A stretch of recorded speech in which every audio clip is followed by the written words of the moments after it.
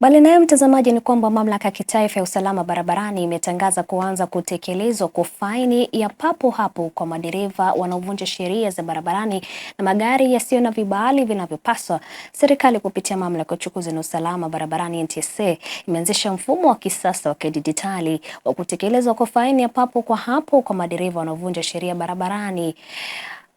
Kupitia mfumo huu mpya mtazamaji, madereva watakaopatikana wakikiuka sheria za trafiki watatozwa faini papo hapo. Aidha, madereva hao watapokea ujumbe mfupi wa simu yani SMS mara moja unaoarifu kuhusu kosa waliofanya pamoja na kiwango cha faini kinachostahili kulipwa.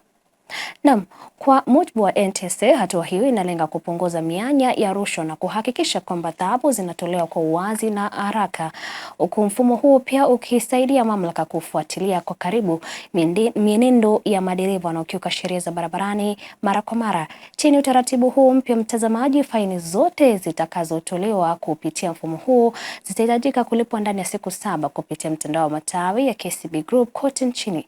Mamlaka hii imeonya kuwa madereva watakaoshindwa kulipa faini hizo ndani ya muda uliowekwa watatozwa ada ziada kama riba juu ya kiwango cha fedha wanachodaiwa. NTSA imewasihi madereva wote nchini kuzingatia sheria za trafiki na kuhakikisha wanajibu kwa haraka arifa zozote rasmi watakazopokea kupitia simu zao au mifumo rasmi ya mamlaka hiyo.